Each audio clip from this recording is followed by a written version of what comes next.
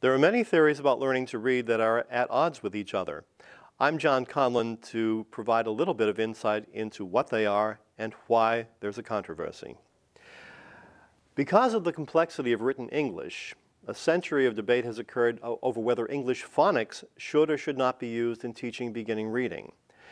A movement in the 19th century toward phonics was countermanded by the educator of great note, Horace Mann, who thought that phonics should not be taught at all. Instead, this led to the common look and say approach ensconced in the Dick and Jane readers of the 20s, 30s, 40s, 50s, and 1960s.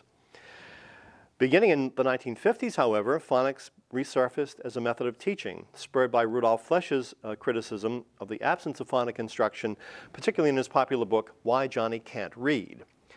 Phonics did resurface, but owing to Flesch's polemical approach, became highly politicized in the education world. In the 1980s, the whole language approach to reading further polarized the debate in the United States.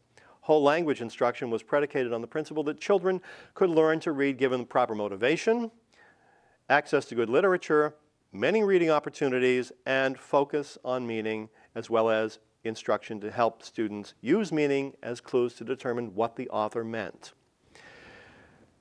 For some advocates of whole language, phonics was antithetical to helping new readers get the meaning.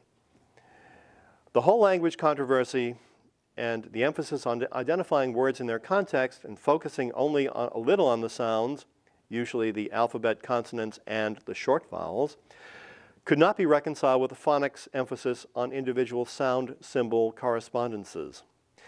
Thus, a dichotomy between whole language approach and phonics emerged in the United States, causing intense debate.